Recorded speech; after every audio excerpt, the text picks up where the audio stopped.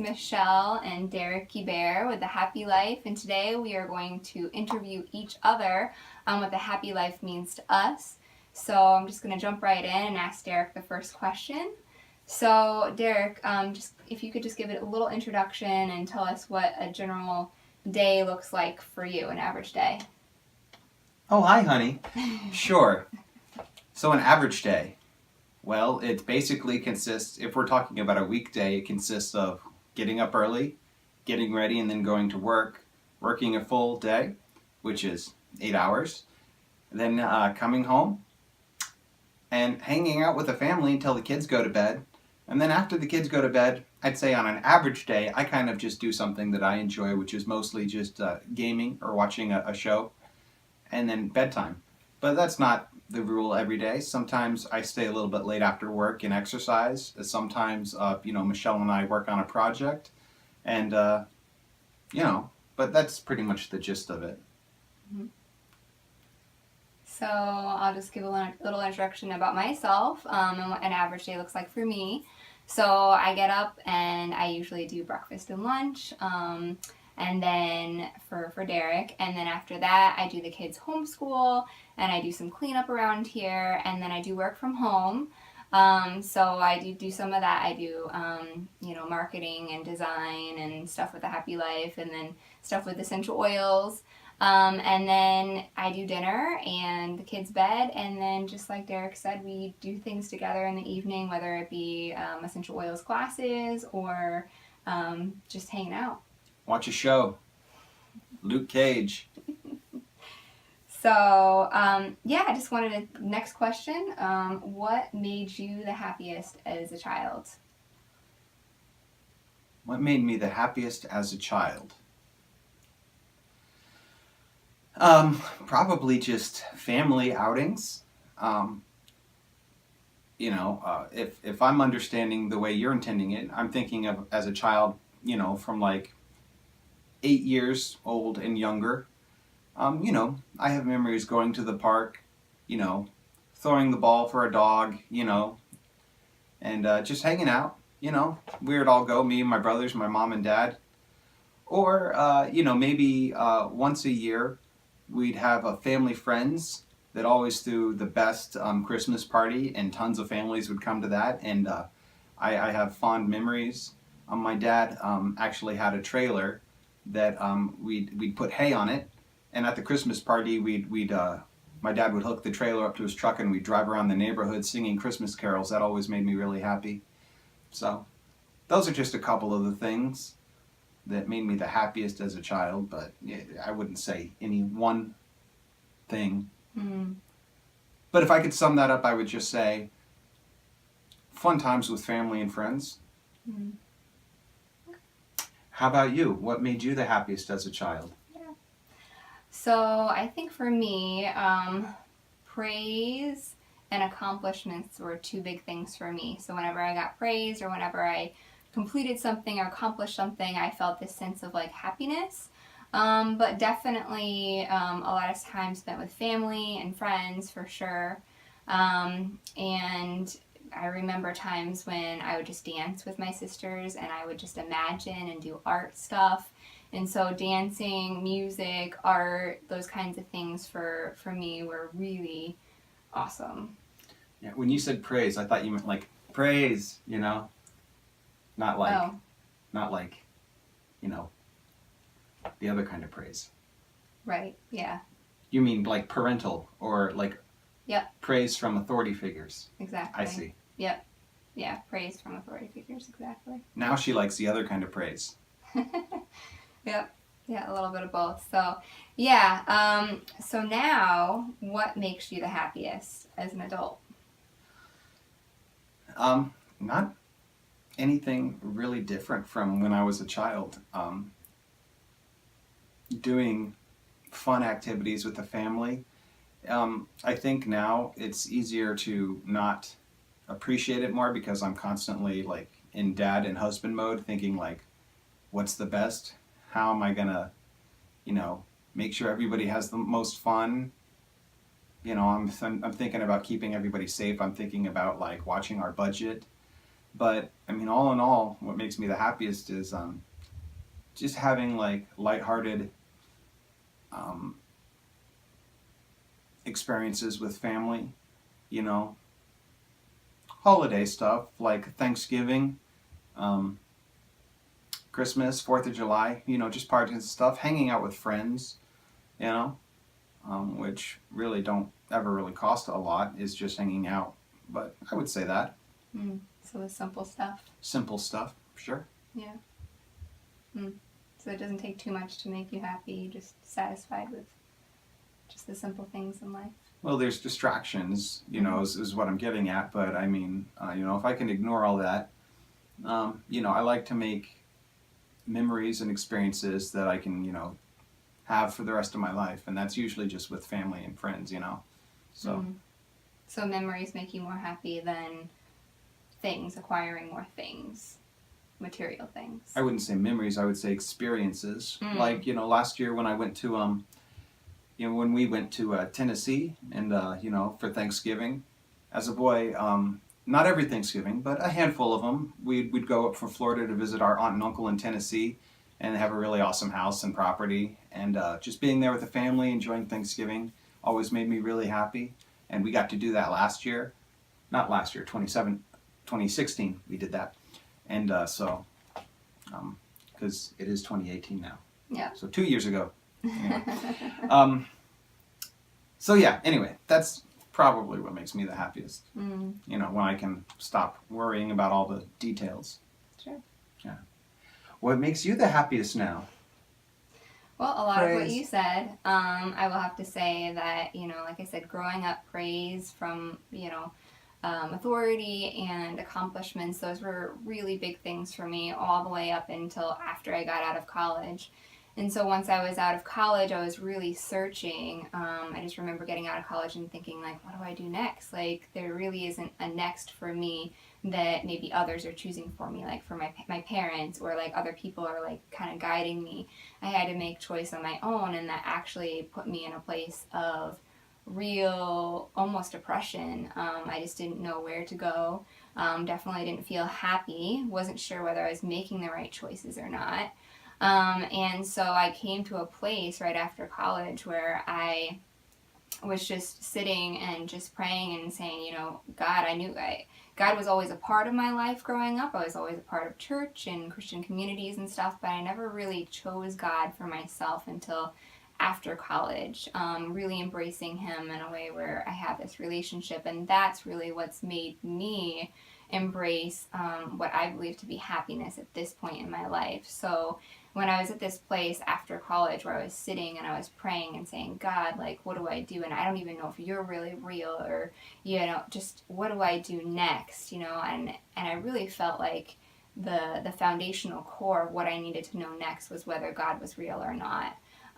Because there was a lot of things like moral and just people that I knew and stuff like that that were related around God, like that made me feel like I needed to know that question. So I just, in that moment, I just felt God tell my heart, read the Bible the whole way through from the beginning to the end. And if you do that and you don't know me, then you can dismiss me altogether.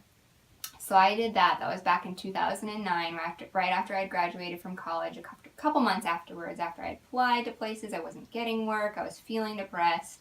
And yeah, and so I started doing that. I started reading the Bible every day, journaling, praying, and within a week, things just started turning around in my life. I just saw things from a different perspective. Like right away, I knew like God was real for me, and I chose him for myself. And since then, God's just been like stirring my heart and showing me what happiness really truly means. And for me, one of those biggest things right now is where it says in the Bible that you should love your neighbor as you love yourself. And so I think growing up, I was always taught love your neighbor, but I was never really understood how to love myself. And so loving myself has been a big part of my journey in the last probably like 7 or 8 years, learning how to love myself effectively so that I can then in turn love others effectively. So God's just been working on me so that I can find more freedom so that I can then share that freedom with others. So I think that that is probably one of the most important things right now in my life. That bring me happiness, just loving myself so then I can then love others and share about that. And then also just like I had grown up doing music and dance and imagination, I love doing all those things now. And sharing about health and wellness and all that kind of stuff. Love it. Okay, so family and friends make me happy, and God makes Michelle happy. Just so you're clear. Yeah. Okay. Well, family and friends make me happy too. Yeah, and God makes me happy too. But, it's interesting how we just phrase that. Yeah. All right. Next question. Let's keep going. Do you believe that your circumstances make you happy? Why or why not? No, I don't think my circumstances make me happy or not happy. I think my circumstances kind of build a framework for happiness or unhappiness, but it's not necessarily so. You see this in a lot of older people who have developed maturity over time through their experiences, understand that happiness doesn't come from things, and you the more you go, at least in my experience, the more I've gone through life, I've met people who have every reason to be happy are miserable, and people who have every reason to be miserable, according to what you believe, are very happy. Mm-hmm. So that's kind of helped me escape the trap in thinking that circumstances are solely responsible for your happiness or not. Again, they could provide a framework. So, for example, if I get up tomorrow and the circumstances is that the car doesn't start and the engine's shot, that's a pretty good framework for having an unhappy day, but it doesn't have to be that way. So it's just the perspective I've adopted. Yeah. Was that the question? Did I answer the question? I don't know. Yeah, you worded that very well. Oh, well, thanks, dear. That's probably what I would have said, but not exactly as well as you just said it. So we'll leave it as that. Yeah. Yeah, I talk good. Yeah, so that's awesome. So I will get to the last question then. What does living a happy life mean to you? And we may have already answered this a little bit, but is there a kind of specific definition? Bacon every day for breakfast, $1 million salary. Okay, maybe not. But anyway, bacon every day for breakfast would be awesome, but living the happy life for me,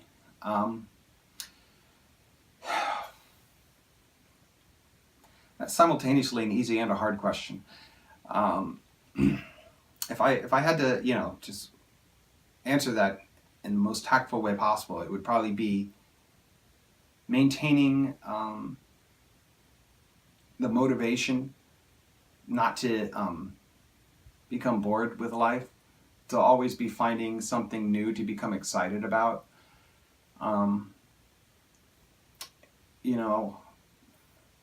It's always looking forward. One of the habits that I'm constantly trying to break is to stop reliving the past, whether they're good or bad, because if it's good, you kind of just want to keep reliving that and emulate that experience or that feeling. And if it's bad, you kind of just want to build an alternate past so that you don't have to remember the bad things. And anyway, so living the happy life to me means always looking forward, always being excited and enthusiastic about what's around the corner. I used to think that having all the answers and knowing what came next was what mattered, but now I almost feel like the opposite. Like living a happy life is just being excited for what God has in store. And for me, of course, that is God. God is the giver, and I believe that He makes all things new, and keeps everything fresh and gives meaning and purpose to my life. So it would be, just to summarize, God, remembering, what he does for me, what he has promised for me, and looking forward to that with enthusiasm, and just appreciating every day with friends and family. It's easy to get distracted for that, but that's definitely what I would say my answer is. Awesome. I like that. Oh, thanks. It's a pretty awesome answer. Yeah.